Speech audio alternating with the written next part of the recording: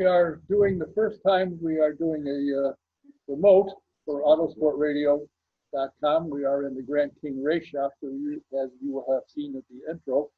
And my guest today is the new president and chief executive officer of Penske Entertainment, Mr. Mark Miles. And Mark, I appreciate your time because I know you've got a bazillion things going on in meetings and so forth via teleconference, I might add.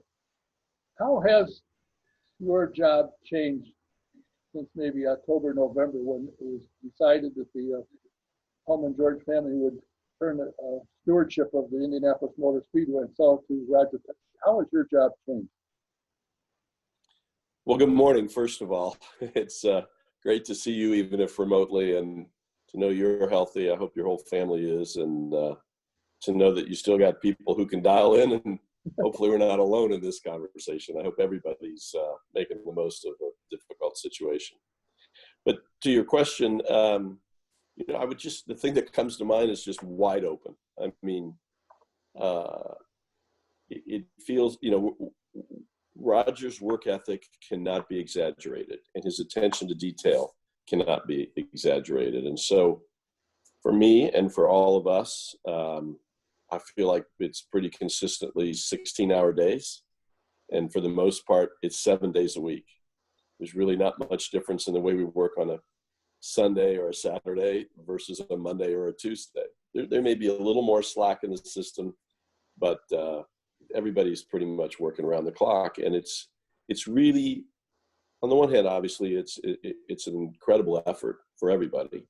On the other hand, we're getting stuff done. I mean, before the governor had to issue his executive order in Indiana, our fans wouldn't believe what was going on at the track. Now, we're not building a new pagoda, big new structures, but there isn't any square yard of the facilities that aren't getting a makeover, that aren't being improved, that aren't being painted or paved or cleaned up, or new fence and more flags and trees trimmed. And it's just remarkable. And that's just the facilities side of it. There's a lot of other hard work going on to make everything at IMS better, and similarly at INDYCAR. So I guess I'd say what we thought was really hard work before is picked up even more. And the biggest single difference is that at a much faster clip, we're making more progress. Now, one of the announcements in the press conference prior to the 100th day before the 500 get together was that screens are being hung from the second deck of the pagoda so that the people in the lower level that are up high can see more than pit area. They'll get information, they'll get running order and so forth. If there's an accident, it'll tell them where it is. So we get more information than they've ever had before, because they couldn't see that much from up high lower paddock. So yes and no. They're not screens on the pagoda. They're across there in the lower section. So not up in the penthouse, but in the paddock seats across from the pagoda, pretty much the length of the main straightaway. And there are, I think it's about 27 new video boards. So they're not the huge screens. It's like a big screen TV, and they're technology so that you'll be able to see the program, the running of the race and the like. You'll also be able to see timing and scoring information. And we even have the ability, I think, to send more messages, whether that be about weather or other content. So yeah, those fans, and for some of those folks, they were at the higher rows of the lower level, if you will. They couldn't see the big boards across from them. So for all those people on that side, it's going to be really terrific. And then the other thing that was part of the video board package is on the pagoda, on the back of the pagoda on Pagoda Plaza, where we've had two big screens since 2016. Now we're going to have a 100-foot screen that it fills in that whole space between the two big screens, if you can remember what that looked like. Right. It's really kind of on the second floor of the pagoda. So it's a monster. It's a really big board, and it can handle new technology, so we can show all kinds of different content up there. And I think that's, the Pagoda Plaza, especially race day, was always slammed anyway. But now I think we can create it as kind of more of a place to be, more of a venue, more entertaining. And then in addition to that, I think there's going to be ribbon boards, we call them. So around the grounds today, there's 7 big boards, out in 3 and 2 that fans across the stands see and depend on. Underneath them, there'll be, we call them ribbon boards, but they're big expansions of the board where we can show more timing and scoring information, and it's easier to see and the like. So yeah, the whole video board package is going to be improved and that'll touch or help almost all our fans.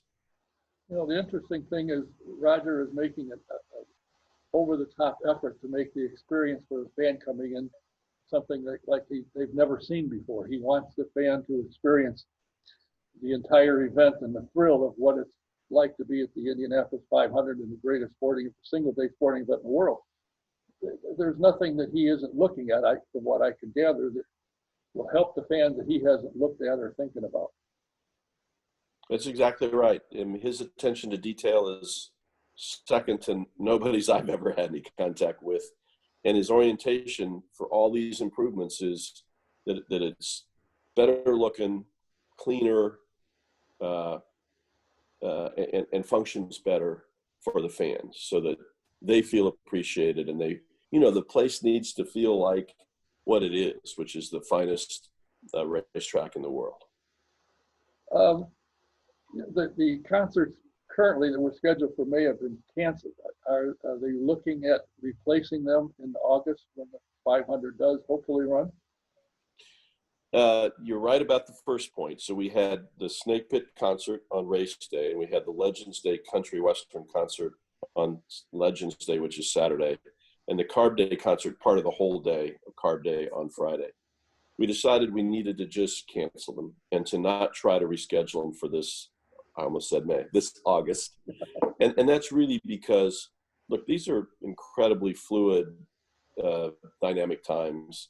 It's very difficult to figure out, how to get the stages built because they take substantial lead times, whether we could have the talent commitments because the big performers, they don't know when they can't cancel everything. They're trying to reschedule, and they don't really know what they can do when, like all the major sports. And so we just felt like in the end, we've got to focus on getting the 500 in and getting time trials in and getting Carb Day in and getting Fast Friday in and making sure everything on the track is going to go off the way we want it to. Part of that was, and so we didn't do the music. We didn't reschedule the music this year. One of the things that made it possible to end up with a great schedule, we think, in August is to not need 3 consecutive weekends by taking the Grand Prix and moving that, leaving us in August just the need for the 2 weekends for qualifying and for the race weekend.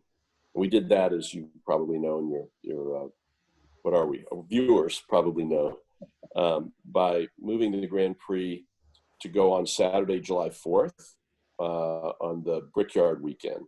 And we think, we think that's going to be really cool. The Xfinity race on Saturday, July 4th was going to be on the road course anyway.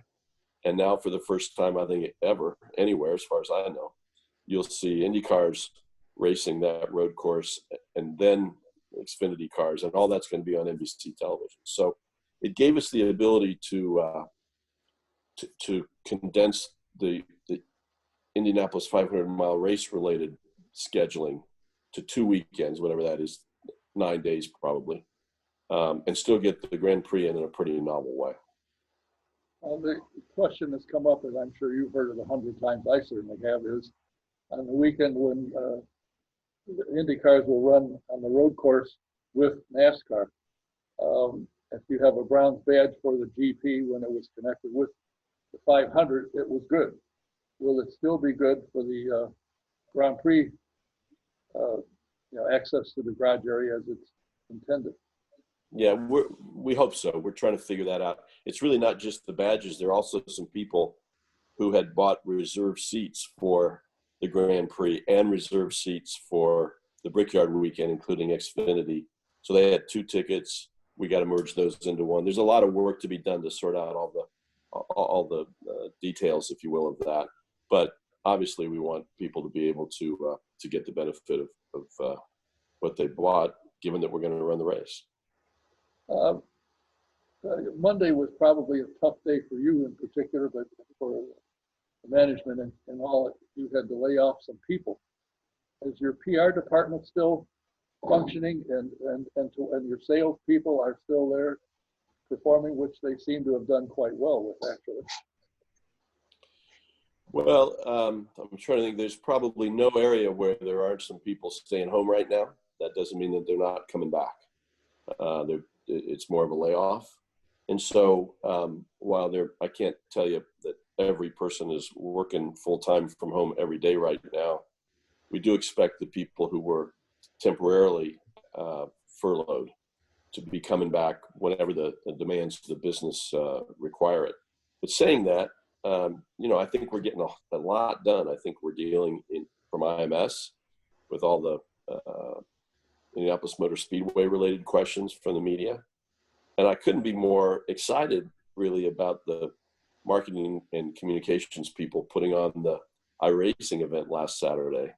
100,000 people did what we're doing right now. They went on their computer, whatever device they wanted to use, and they watched an iRace that I thought was sensational. And that happened because of the hard work of our marketing and communications people, largely over in the INDYCAR staff. So yeah, we're getting it done, and we're staffed to be able to execute whatever it is we need to pull off right now. The next race will be from Barbara, I think, next weekend. And we've read quite a bit about Robert Wickens being kind of disappointed. He couldn't get in the first one. He's ready to go for the second one. And from what I saw of it and what people have communicated, it was actually a very exciting race. Yeah, I thought it was great. And I really didn't know what to expect, but seeing the Star Spangled Banner being sung by Jim in his apartment in Chicago, and seeing our normal crew of play-by-play and commentators from their homes around the country, from California to the East Coast, just like a regular race. At least it sounded like that. Same personalities. That was terrific. I thought all the details visually were just sensational. The cars were the cars with the right liveries. And it's not an absolute translation from who can drive in a sim in iRacing and who can drive on a track in reality. But I talked to Tony Kanaan last night. He said he's still practicing. He's trying to get better. He didn't grow up playing video games, but so Sage Karen probably has a big head start. But I just thought it was really exciting. The audience levels were good. We're looking for ways, which I think we'll be able to announce soon, to have even more people be able to see those races. And it's really it isn't racing, but it's a great way to fill in when so many of us miss racing and miss sports in general. I think the idea of doing it is giving the fans something to look at and keeping the NTT IndyCar Series in their mind. They know it's alive. They know the drivers are still here. They're still doing it. So they can see them performing. So I think that's great. With having to cancel several races this year, what will that affect? Are they all willing and anxious to come back in 2021? And I'm sure you're working on that schedule as we speak.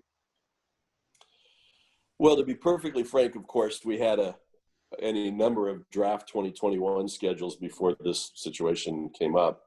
Right now, I have to say I'm much more focused on all the possible changes that could happen for the IndyCar Series and all of sports yet this year. So at 10:30 last night, we were exchanging, other different contingencies. If this happened, we could do this. If this happened a week later, we could do that. It's just constantly thinking about all the possibilities and what's possible, what we could do, what it does to the tracks where our promoters need to be successful, what it does for our television partners and our audiences. And so now we're probably a whole lot more focused on getting in as much of the season this year as we can compared to worrying about 2021 quite yet. It's got to be difficult, but it seems to me that the communications I've gotten boatloads of emails and texts. What's going on? Of course, I have no clue, but the opportunity to ask you and get the answers to some of that. But something crosses my mind with the loss of 4 races on television. How has that impacted the NTT IndyCar Series?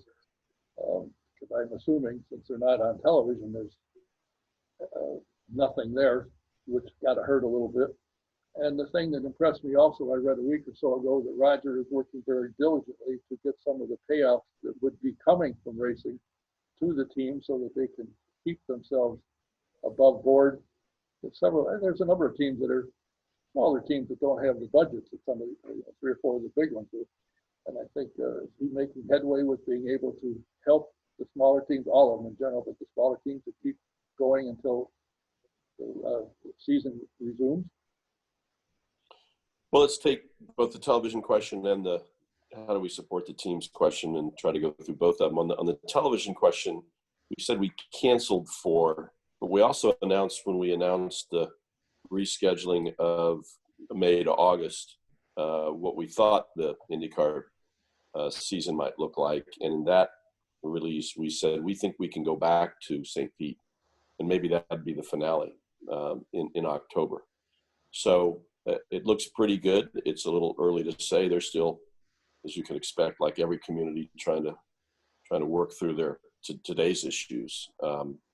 But we're quite optimistic that there'll be an opportunity to return to St. Pete, make up the race that we tried to have in March, and maybe even have that as the finale. So that would mean we're down 3. We started with 17. The models that we have right now are working we're working very hard to try to have the 14 in the season. So we may not be able to make up the 3 of the 4 that we've missed so far, but we hope and think we have plans for almost any situation to make up anything else that might fall off the calendar if that happens right after May and into the beginning of the summer period. So look, our partners at NBC, imagine what they're going through. So every sports property, live sport is what NBC Sports does. Every sports property has been suspended, and they all want to come back. Pretty much. There's a couple of exceptions, and they all want to come back. All this programming has to be pushed into a small part of the calendar. So it is a nightmare to try for them to sort out. And I just have to say, so far they've been terrific with us. They've been very accessible. Every time we come up with a different scenario that might be a contingency plan for our series schedule this year, they immediately go with us through the process of figuring out what we can do TV wise. So yeah, look, if we end up with 14 great events, I think that will have been a big save for this year, and that's the goal. On the teams themselves and supporting them, Roger's been phenomenal. He's already assured them, if they're leader circle teams, that their first, I think 3 payments will be made, even if the first one was for the first races, which we didn't run. And that's really important to them. We've worked with Firestone to make accommodations on their costs. We've worked with the engine manufacturers so that if we run fewer races, we're buying fewer tires. And I think that's great. And then, presumably we get to August, and most of them, a big part of the compensation and revenues for the teams comes from the 500 and the events leading up to the 500. So hopefully we've pushed that far enough out that that's going to happen, and they'll all get through it. And then I have to say, we're doing some work now on their behalf, and this is for promoters as well as team owners. So they're all small businesses, and the federal legislation that is passed was aimed at providing some quick help for small businesses. So we have people working on exactly what's in that legislation and the extent to which it might be helpful to any of our stakeholders, and then being able to guide them on how to pursue it if there are opportunities there. Well, as you had indicated, you were on the phone and doing things last night at 10:30. I can attest to that because I've gotten emails back from you from the question I sent in the morning at 11 o'clock at night. So the fact that you are functioning at that hour is not a surprise to me in particular. It's been mentioned on a number of occasions, and I asked Jay about this actually at one of the press conferences. They've been working diligently to find another engine manufacturer. So brilliant as I am, I said to Jay, with the coming on board of Roger, has that helped, or will it help? He said, I got news for you. As we proceeded, and I was proceeding, I could sell with him a lot anyway. Now he's here. Is anything on the horizon for a new manufacturer to come in? Because Honda people and Chevy I've talked to said we'd love to have one. Yeah, no, our existing engine partners, Honda and Chevy, have always hoped that we could add a third manufacturer. It would help them in terms of their costs because they'd have to supply fewer teams. And obviously a third big car manufacturer has the ability to bring a lot more promotion and attention to the series, along with the work that Honda and Chevy do. So it's always been a priority. I have to be frank, at this point, think about GM, think about Honda, I mean, all the major OEMs in the world are suffering economically because of this crisis. And there's nobody to talk to right now about whether they want to commit to a new program. So Roger's involvement bodes very well for our ability to find a third OEM, but the reality is that's not a conversation any of them are able to have right now. They're not shut down, but they're working to, pull their companies through this economic crisis as best they can. Now, one of the questions that I've gotten a million times, and there's probably no real answer yet, even now, because the race isn't until August, and as you and I have spoken last week, the ticket situation. I have 18 people in our group that come from Maryland, from Florida, from Denver, Colorado, from Texas, from California, and some of them may not be able to make it. Now, as you have pointed out, and I'm aware of it, sometimes, you lose a job or you change a job or you get sick and can't make it, so that's not terribly unusual. But has there been a lot of questioning as to what's going to happen? Should we not be able to get there because of the change of date? Well, I think we've shown with the cancellation of the music that if we can't have an event, people are going to get their money back. In the case of the racing, which we expect to run, people have always found a way to get there or to get those tickets in the hands of somebody that could use them. So we've been just so delighted, really, with our fans. There is very little, I'm not saying it's none, but there have been relatively few people that we've heard from that want to ask us for some other consideration. And we're taking those on board, and we're trying to get through understanding the whole situation. But for now, I think it's the fans' plan to figure out what to do about August has been really reassuring. And I think, we'll see. Who knows what life is going to be like at the end of August. But if it's possible to come out and get to the Speedway, I think our fans are going to want to do it, and I think we'll have a great event. Early enough that if they had a vacation schedule, they'd be able to change it, hopefully. So I know my people said we're going to do everything we can to get there, one way or another. It's done. Like you, and think about how many people. It's a really meaningful number of people that want to keep their string intact. They don't want to miss one if they've been to the last 30, and that's one of the things that makes this event so special. One of the group is the guy that got me into this in the first place. He's been coming here every year since 1954. So he doesn't want to break his string, so he will be here. I don't want to tell you how old I was in 1954. I could take a guess. Yeah. At the last press conference, it was interesting listening to Roger, and I made the comment. I asked a question, but I said, I first saw you. I didn't meet. I shook his hand, but when he drove in it was either 54 or 56 at Meadowdale Raceway out north of Chicago. And he said, I don't remember much about that. Well, back in that day, you could get into the pit area. It wasn't a big deal like it is today. And I did shake his hand, and he said, I don't remember. I said, don't feel bad. I don't either. I couldn't tell you who won the race. I just remember being there and seeing you. And it was impressed with what he did and the way his operation was. Has the board of directors changed much, or is it still pretty much as it was?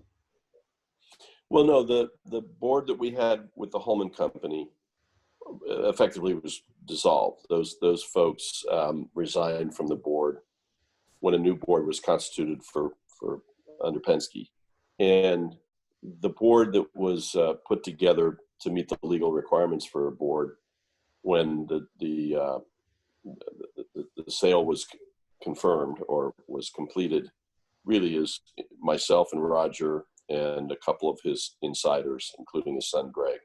So there aren't outside directors in the way that we had them with the Hulman George family and a number of local business people at this point. That could change eventually, but right now we're legal and we're lean and mean, and we're going to get through this, and I'm sure Roger will think some more about whether he wants to potentially add some folks to it. You mentioned Roger's son Greg. Roger, like myself, is not a kid anymore, although he's got the stamina of a young guy for sure.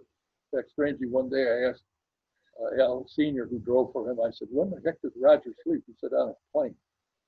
I said, he's in the air. He's going all the time. He sleeps on a plane. So has Greg been involved? Because he's kind of in the shadow. I mean, I knew of him. I've never met him until that press conference.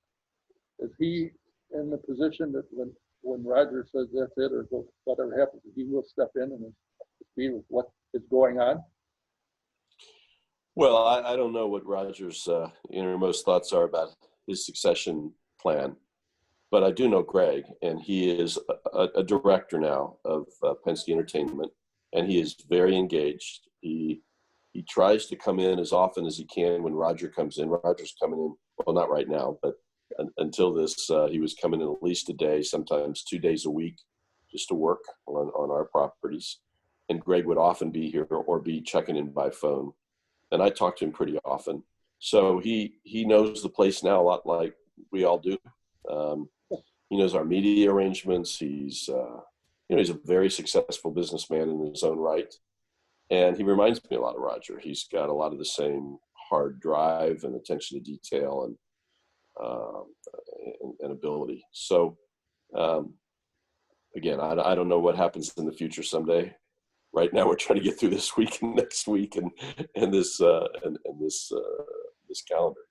But Roger's, no stone goes unturned. So I have no doubt that he has involved family members so that they understand his businesses, including ours. And he's got a great non-family management team as well. And I know things are in really good shape going forward.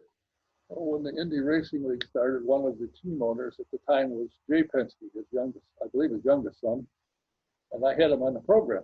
And I asked him, "Are you planning to follow in your father's footsteps?" He said, "No, I started the business in college. It's doing quite well." So if you look him up, he's doing very well. He owns Rolling Stone magazine, among others that I can't think of all of them, but he's doing quite well. Is he involved at all in this, or has he got his own world that he tends to looks after? He's doing extremely well. No, it's incredible. He started a business that's now worth a fortune. I mean, it's just, he's grown it from scratch himself. And I don't know if he got any help at all from Roger. I think it's generally what he's done on his own. He's got a lot of the same attributes. He's bright. He works all the time. He's aggressive and very detail oriented. So I've talked to him a few times. He's been a good counselor for us on a couple of topics. But Greg is really the family member with Roger that's very involved in our business. Obviously, Jay knows a lot about our business. He was a racer and a team owner. In fact, he owned a team when I first started it in that first year. So he understands a lot about INDYCAR and IMS and racing. But I think he's focused right now on his own, basically, media business, and he's doing great. Yeah, he really is. Have you set any goals as to what you hope to accomplish, what you want to do moving forward to prepare and be, when 2021 starts, if you're going full speed ahead? It seems like you're building now to get to that point. You're making changes in the facility. You're making it more fan-friendly, which I thought it was anyway, but it's going to be even more than it was. Have it where fans who couldn't see things from their seating to now keep up with what's going on. I mean, there's a lot of effort going on. Is there anything that is upcoming to build on that so when next year hits, we get with a big explosion? So I think for 2021, again, it hasn't been something we've been talking about a lot over the last 2 or 3 weeks. But before that, we had a pretty clear picture of the priorities. And so all the improvements that are being made at IMS right now for this season should be in good shape. And then we were looking at what's next, and there could be some other, certainly there'd be more projects, and some of them might be bigger capital projects that, you know, that have probably been deferred for a while. And so there'll be plenty to do there. And then other than that, I think Roger's thinking we might do fewer smaller events out at IMS. You know, we've gotten to the point where that place is used and there are folks on the track a lot. We might be a little more selective about that. We'll be looking for opportunities to see if there are any other bigger events that we might be able to bring in. And that's just totally speculative at this point. But that's sort of IMS. And then, and I'd go back. I mean, one other big theme will be technology. So this may not be something that you and I spend our sleepless nights thinking about, but everybody else is. And we want to be able to make sure that fans can take advantage of all the great technology, whether when they're in the stands, whether that's on their phone or whatever device they bring with them, to be able to better enjoy what's happening on the track. There's so many ways that could happen. It could also mean if you want to get a hamburger, knowing which stand to go to, because you have good information about where the lines are and aren't, and traffic and all the things that could, from a technology point of view, make the Indy 500 experience better. So there's all that. And then for IndyCar, I think we're pretty much on the strategy we're on. We're not looking to see if we can expand in any meaningful way the total number of events. We want the events we've got to be great. We were already working with the series promoters to help them improve their promotions and their crowds and their events this year. And I think that will simply continue. Well, you're making it sound like I'm going to have to get to the 21st century with things that you're putting in the technology. And I'm sure with the aid of NTT, making everything better, I'm going to have to get something other than a flip phone, because everything you're talking about, I can't do anyway. So I guess look at you today, man. We're having a conversation on our devices, so you're there. You're on your way. Yeah, you're using a device. I've got a computer sitting in front of me. I have not sure how I got to that point, but fortunately, I got help from Speedway Cable TV. The two guys there, Brian and Bill, helped make it, and of course, my guru, Ted Howell, made everything happen. So we're here working. I know you've got things to do. You've been here about 30 minutes. I appreciate your time. And I have to say that you were scheduled on 3 or 4 prior occasions and had to leave town on business. But you did say you would do it, and you're here, and I certainly appreciate you taking the time and answering the questions that I've got, and I've gotten from a lot of people. I appreciate it. Thank you. Well, we appreciate what you do and what you've been doing for so long, and we appreciate your audience being fans that we can rely on. I hope everybody will go one way or another to INDYCAR.com on Saturday and check out our race from Barber. If you didn't see it last Saturday from Watkins Glen, I think you'll just be blown away, and it'll sort of whet your appetite for the racing we're missing at the moment. So thank you very much. Thank you for being here. My guest has been Mark Miles, President and Chief Executive Officer of Penske Entertainment. Thanks for being here. Thanks for watching.